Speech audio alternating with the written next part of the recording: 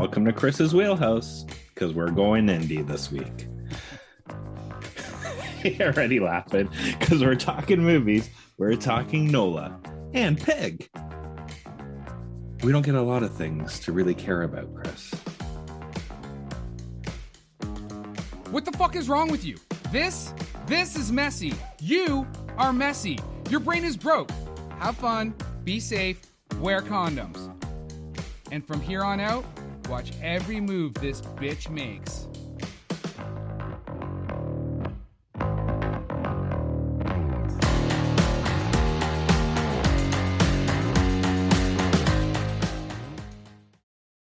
Hey, everybody, and welcome to this week's episode of How'd You Like That Movie? We're doing our second episode of films that we are loving from 2021. As Scott said, we're going to be talking about Pig and Zola. Technically, Zola opened at Sundance in 2020, but it did go to general release in July of 2021. So fuck the rules. I'm sliding it in. That's what she said. Scott, take us away. First, yeah, that's what happens when I type fast, Because I typed it as Nola and then read it as Nola. Nola the granola. But nice. All right, so we're going to talk about Pig first. That was my pick. Did you watch it at all? I have not. It is on my list because I heard actually the man, the legend that he is, Nicolas Cage. It seems like a film that's going to be bizarre, and he's a bizarre guy, but he's actually getting really good accolades on his acting performance. This is his most I think on Rotten Tomatoes or whatever. It's his highest movie, most accurate or best reviewed film he's ever made. Period. Good soup. Including was that Leaving Las Vegas that he won an Oscar for? Now, you know what the best quote from Leaving Las Vegas is? For $500, you can even put it in my butt. Elizabeth Shue. Boom. Shoe in the poo. I'm seriously having thoughts about not continuing this at all. It should just be this is going to be the quickest fucking episode we've ever done. Anyway, back to Nicolas Cage. Because, my kids listen to this podcast, you fucker. Hey, man, it has an explicit rating on it. I don't know what you're doing over there. That's my good parenting. At least you're not giving your kid a handgun for Christmas. So anyway, was that too much? Was that too far? What? Okay. Anyways, so back to Pig. So I'm gonna bury this all the stale socks under your bed. I got a captain's bed. There's no fucking space under my bed. Boom. I sleep in a racing car. Do you? I sleep in a big bed with my wife. But yeah, this movie is gonna make my top 5 of the year. First, I want to praise director Michael Sarnowski, as this is his feature film debut.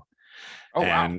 And when you're talking indie and small budget, I couldn't even find what the budget on this film was. I know in terms of box office, it made $3 million, but they've only had enough money for 20 days of filming.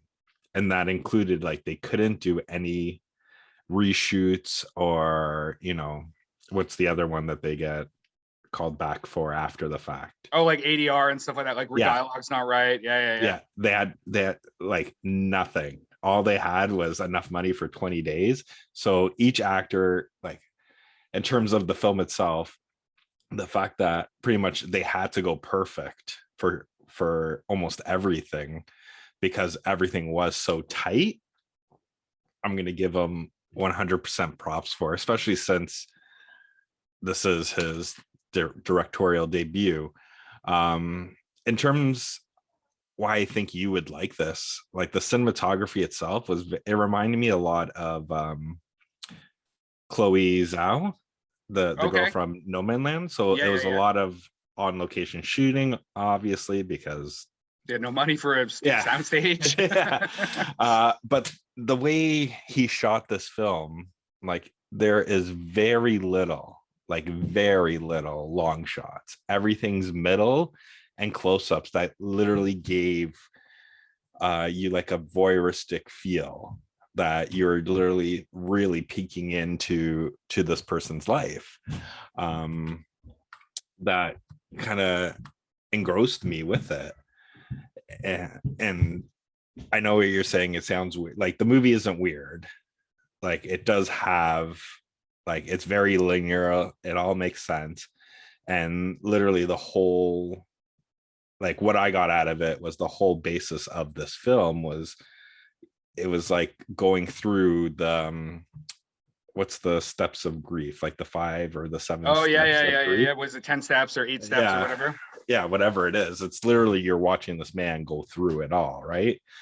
And at first, like, watching trailers and stuff like that on this film, I thought this was going to be literally Nick Cage as John Wick. They took my pig. But over a pig, not a dog. Yeah, that's what I thought it was going to be, right? But the more you go over it, like, it literally, like, it was written by Vanessa Block and the director Michael Sarnowski. And I think the way I would describe this, and probably what you would like, it's literally like, take any movie you like, Chris, that's not directed by Christopher Nolan or Tim Burton or Christopher Tarantino or Quentin Tarantino. So it's like you're literally going, like, kind of like you have a John Wick feel, then all of a sudden you have like a Fight Club feel. You're like, what the fuck is that coming from? Then you have like which I'm pretty sure is Finchner. Yeah, and then you have like a Mice and Men feel. That's like all of a sudden it comes like a dramedy buddy, like not buddy cop, but a buddy, like, I want to say action, but stuff like that. And it's just like this weird like section just going through literally that I think it was just 48 hours of this guy's life. Okay, what's the basic plot summary of this? Because we've talked around it a lot, but like, what are people even like looking into? Yeah. So, like, without giving much spoilers away, so like, just if you go from the trailers, Nick Cage is this nomad, like, living in the woods cabin guy, who's a truffle hunter. Like, he and his pig helps him find these truffles, and he sells them to the city. And that's how he gets his supplies and stuff. And then one night, these people break in and beat the shit out of Nick Cage and steal his pig, because they think the pig is the reason he finds all these truffles. And then it's literally him going back into the city to find who stole his pig, right? And it's just, and what like, you find out is the truffles are actually found because he's Nick Cage and he's got psychokinetic powers to find truffles. You're almost right. No, don't spoil it. I was just like fucking making fun of it, but but no, like, Nick Cage is acting like, literally, this is one of my, I would put, like, one of the top performances he has. Like, he goes, like, I know he goes like from 1 to a million in like whatever movie he's in, that it's just like he can go off the rails if you want, but like, this is very calm, like very zeroed in kind of thing, in which, you know, he doesn't raise his voice. He's monotone, like, it's like he has no emotion the whole movie, right? And he's like, instead of the like like screaming his head off, like being a maniac all the time, right?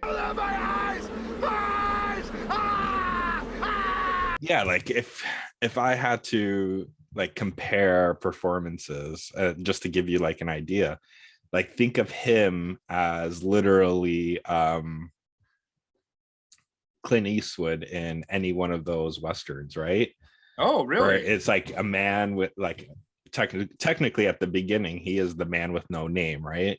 That's part of the plot after you find out who he was before he decided to like isolate himself from the world, and why he isolated himself from the world. But yeah, it was just like everything was, you know, calm. Every word he spoke, every line of dialogue he had.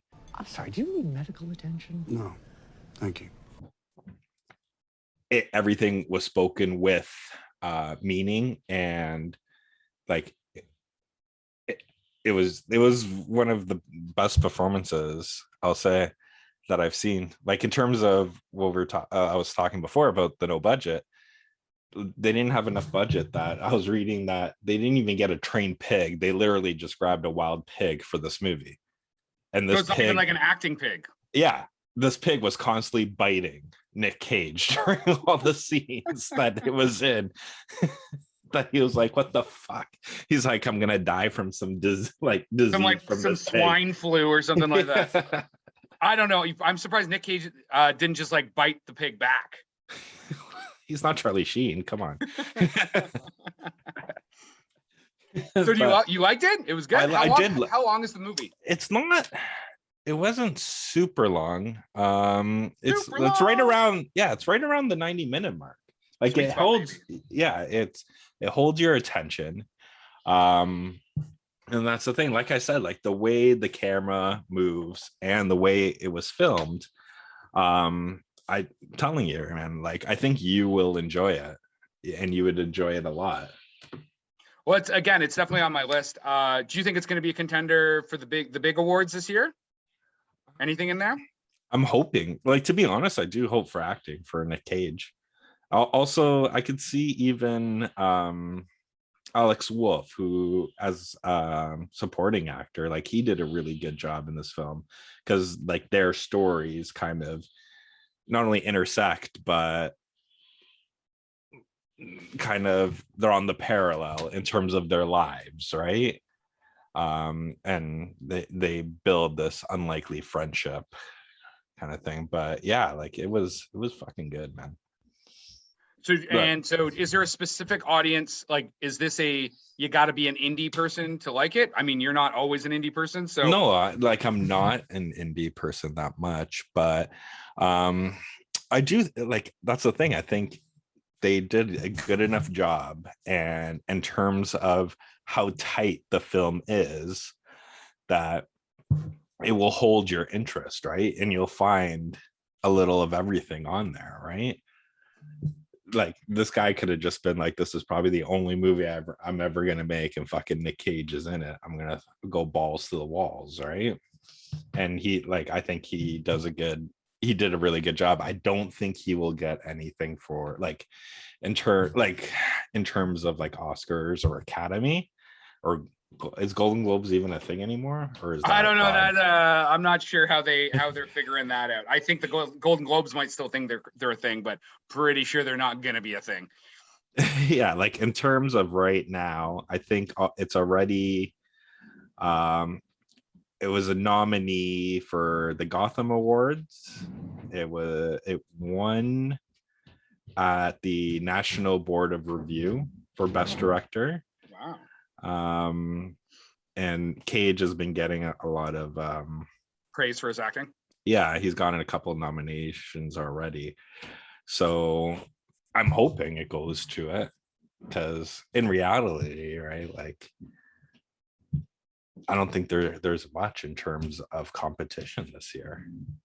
Well, we'll see. Like I said, the Christmas season is going to bring out some heavy hitters, so it'll be interesting to see what comes out. There's some stuff that but what I meant was, I think how they changed the rules last year, where films that got released in January and February counted towards 2020, not you're not going up against Anthony Hopkins and The Father, right? Like all of a sudden you strip those out, and like you get this shorter season where a lot of great acting stuff didn't come out. So you know what, you're usually pretty good with your Oscar predictions, which I think is fucked, but whatever. So y'all, let me tell you a story how Chris thinks a movie that came out in 2020 should get nominated for 2021 best of, and it's kind of messy. Take it, Chris. Okay, so I'm going to be talking about Zola, which is fucking such a fun movie. Whether you like indie stuff, like just like, from a technical standpoint, the editing and cinematography are super cool. I'm going to touch base on that a bit. But just this fucking story. Okay. This story is based on a viral Twitter thread from 2015 by Isaiah Zola King, and the resulting Rolling Stone article Zola tells all, the real story behind the greatest stripper saga ever tweeted by David Kushner. So that actually says it all. Basically, this film is about these two strippers heading down to Florida and the fucking mayhem, pimping, hoeing, shooting people, jumping off of fucking buildings. It's fucked. It is so crazy. It's beautifully shot. They use all kinds of different like perspectives. So basically they'll use like a POV, they'll talk directly to the camera, like they'll break the fourth wall. They go handheld, right? So there's a scene where they're in like a Jeep and it looks like you're watching like their phone videos of them like twerking outside of the Jeep and stuff like that. It is so much fun. They use like all this crazy like kaleidoscope cinematography. It's got some super surreal feelings, but it's just like the ratchet action of this fucking movie. And like Zola, the stripper, is actually the most sensible of the two, right? Because there's Zola, who's played by Taylor Page, who was in like Ma Rainey's Black Bottom and White Boy Rick, and she was in 2 episodes of one of your favorite shows, Ballers. She played Teresa. I don't know if that means anything to you, but I put it in there just for you. So it's Zola and Stefani, who is like the most ghetto white chick. Like she's more black lingo than Zola, who's black, right? Like she's got like the cornrowed hair and, you know, talking with street slang and stuff like that. Reason to be a jealous bitch number 1. That's played by Riley, I'm going to butcher this last name, Riley Keough, who was in like Lucky Logan, American Honey. She also had one of those, she was one of the wives in Mad Max Fury Road, like one of the pure women or whatever. And she's just like fucking white trash ratchet as fuck. Like, now, do you know her heritage at all? I do not. Like I said, I just get a quick, why? What do you know about her? She's the grandchild of Elvis Presley. No shit. Yeah, Lisa, she's Lisa Marie's daughter. Really? Yeah. But she doesn't have Presley as her last name? Oh no, because she's a granddaughter. She's a granddaughter. Yeah. And you know, like I believe they're, you know, mostly take the father's name. Yeah. So yeah, there's that. I know she used to be a model for a period of time as well. So yeah, and like now that I told you that, do you see the Elvis features in her? Maybe in the eyes and stuff like that. I wasn't paying attention to that. I was like paying attention to all the like titties and booty and fucking amazing pole dancing. This movie is so fun and it's so fucking cool. It's got an 88% from Rotten Tomatoes, 68 from the audience, because fucking audience often don't know what the fuck they're watching. See, it's like this podcast, right? Normally when it's the audience score is super high, those are usually the ones I like. And when the audience ones are super low, those are usually the ones you like, right? Do you got the ratings on your Nick Cage film? I can look them up. I'm sure. Hey, if we can get our producer to look up the Rotten Tomatoes on Pig, and then when he throws it in, you can jump in there, Scott. This had a $5 million budget. He made $5 million at the box office. I mean, I'm sure it's doing well in streaming. I didn't have those numbers, but I mean, it's on Netflix now. It's on Amazon. We actually, and by we, I mean the How'd You Like Your Movie podcast, we went and followed Zola the King. I checked out her stuff. She's got an OnlyFans, so check that shit out. Give this lady some money. Whoa, wait. Say that again, because I know I didn't go on OnlyFans and give this person money. No. I said that we started following her on Twitter. And I checked her out. She's got an OnlyFans. So I'm telling all our people, check her out on OnlyFans, check her out on Twitter, check out her Twitter feed. It's fucking crazy. It's crazy like the movie. Now, Zola, in terms of wait, I'm gonna interrupt you because I got it. I'm way faster than our producer. So for Pig, for Pig, audience is 97. Oh, sorry, audience is 84 and critics is 97. Wow, that's solid. Those are solid numbers.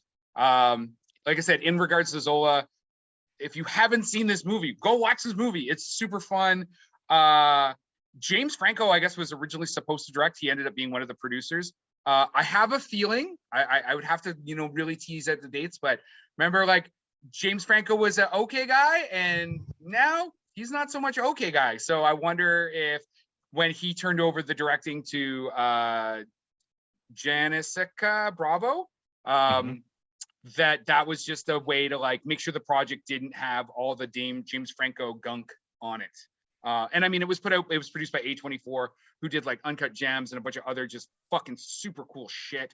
I mean, they also did like probably the worst Sofia Coppola film ever made outside of like A Very Merry Christmas. So there's that. So I don't know. No, I actually watched this movie as well. Oh, Wicked! It's dope, right? We'll get to that now, because I wasn't gonna. I was From waiting here for on in, watch everything this motherfucker does. Yeah, exactly. It's literally like, after watching this movie, I was just like, I'm pretty sure this is the life story of me and Chris, and I'm Zola. And which I honestly could see me having to stand in a room while Chris is on back page. Oh shit. Yeah, like all that like male frontal nudity, like even just the way they did the editing on that as the like penises scroll up, I'm like, man, they made art out of like ugly dicks. Like, and then even doing like, it was, yeah, because they did it the way they edited it, it was like a social media thing, and then she even goes back up to the huge one to like heart it, and then goes back down. Yes. I was waiting to listen to it first, like you try to sell me on the movie, but then once you put it on our Twitter that this is your contender for #1 film of the year, I was like, fuck, might as well watch it now. Sorry, man, the sun's too much in my eyes from this tropical sandstorm here I'm in. But are you on the set of Dune or something, or like what's going on? Yeah, Dune 2, man. I'm gonna show them how it's done. But anyways, what I was gonna say, the one thing I liked a lot about it that caught me off guard was what kind of cameras did he use, because it literally looked like it was an old like grindhouse kind of film, like it was grainy and shit, you know what I mean? Like, yeah, and I like that too. They like, okay, I'm gonna just shoot from the hip here. I'm assuming they shot digital and they did it with filters without like there was nothing in the like the quick review or research that I did that talked okay, so other people's work that you're like that they were shooting on like 35 millimeter or anything like that. They probably just did that with the filters in post-production. But yeah, it's awesome, right? Like, yeah, the aesthetic. Was there anything that you like, what was your general takeaway from that movie though? Yeah, like other than I enjoyed it. It was somewhat like it was funny. It had its jokes and stuff like that. In my that head, black pimp when he goes from like an American accent to like a Caribbean accent, and it's like that Caribbean accent makes him feel way fucking scarier in those scenes. You know what I mean? Get your ass back in this car before I put your ass back in this car. Yeah, that was oh my god, the actor's name was Coleman Domingo, who was the bad guy in fucking Candyman that we reviewed. Yeah, that's right. So yeah, listen to that, because Chris totally forgot about it, because you figure he would have plugged one that he was in that we already reviewed. But yeah, I liked his performance. I liked the narration that they did, where they would have the scenes, then it would kind of stop and be like, and then this, like when his wife or girlfriend picks her up and she's like, it just kind of pauses for a second, and she was like, it's going to be 24 hours before I even hear this bitch talk. It's going to be 24 hours before I know what this bitch's name is, you know what I mean? Yeah, or what her voice sounds like, something like that. But like in my head, and I know during the research, this apparently is a true story, but at which point, if this was truly happening, wouldn't like she technically been kidnapped by these people for 3 She days. was fucking technically. She was kidnapped by these people. Like that's that's not a technicality. That's a fucking actual fact. You know what I mean? But she had a cell phone, so why not call the cops? I mean, we could ask her. We could tweet out to her and be like, "Yo, why didn't you just call the cops, lady, when this guy is threatening to kill you and keeps referring to the fact that he knows where you live? I picked you up at home." Watch it. Miss, may I help She don't you? need any help. I even just like how it opens was like she comes over to the table and she's like, "Oh my god, you have the perfect titties." Damn, bitch, you got perfect titties. I wish I had titties like that. They look just like little apples. Thank you. Here we go, saddle up. Giddy up. Yeah. Yeah, man. Oh. I think that anybody who likes indie film, you got to watch the stuff. Like I said, if you like cool cinematography and cool editing and interesting story, definitely watch it. It's so much fun. And again, I think it's only in the 90 minutes kind of area as well. Yeah, it was, well, it didn't seem that long to me. But yeah, an hour and 26 minutes. A lot of shit got done in that time, right? And that's the thing. If you are like judging this movie by the trailer, I wouldn't, because the trailer didn't do this justice. Like, because once you tweeted it, I looked at the trailer. I thought it was going to be like an updated version of like Thelma and Louise. Oh my god, you took it right in my head, like a hoe trip. Sure, that wasn't Thelma and Louise, but okay. Well, it was kind of. Kind of wasn't at all, actually. Hey, you know what? You know what else Thelma and Louise had though? Fucking Brad Pitt. Oh, is this where you're gonna go into your segue? I know you're dying. Like this episode's been a while and you haven't made one comment yet. I know. Those playing the "How do you like that movie?" drinking game is not going to be happy right now. They're like, I'm trying to get fucked up. Say something. You're supposed to say, Chris. Do the bingo thing. Yeah, man. I mean, unless our producer has anything else he wants us to talk about, like I said, I highly recommend watching Zola. Now, do you think? No, I know you asked me about Pig. Do you think this gets nominated for any Oscars? You know, Or you brought up 20. you brought up a good point that there's not a lot of quality out right now. So I'm gonna say. But does the premiering in Sundance in 2020 now technically say this movie should have been last year's? So I mean, you're getting me with your legal mumbo jumbo. Well, I don't know how it works, right? You know how it works. Like, is it theatrical? I think or you're is right. it I think you're right. I think that there's a very good chance it could be excluded. But let's take that off the table. Do I think it has the ability to be nominated? Editing, for sure. Adapted screenplay, like original screenplay, maybe. It's a very cool screenplay concept. So I'm gonna say maybe. Now, just so you know, back middle. this film was number 3 for the New Yorker's Best of 2021 films. What's number 1 and 2? French Dispatch and the other one. Ooh, Wes Anderson. Boom, Yeah. there you go, drinking game. No, who's the other guy? Wes Anderson and Paul something. What was his movie? Oh, are you talking Licorice Pizza? Paul Thomas Yes. Anderson? Yeah, so Nice. those are 1 and 2. I don't know the order they went into. I know Boom. this one was 3. Both of those are dope movies I want to check out. So, All right. all right, man. That's all for me then. Watch this fucking movie, bitches. That's how you're gonna end it. That's it. You should have just done a fucking quote like from the movie. That's it. I'm done. And that is our rant for the day. Please like and subscribe to this podcast.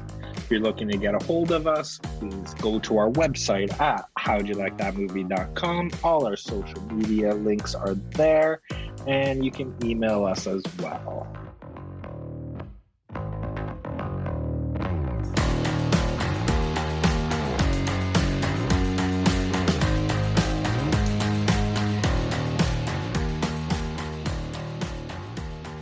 So I've been watching Banged Up Abroad, or actually, what's it called? Like Locked Up Abroad on Disney. I fucking love that show.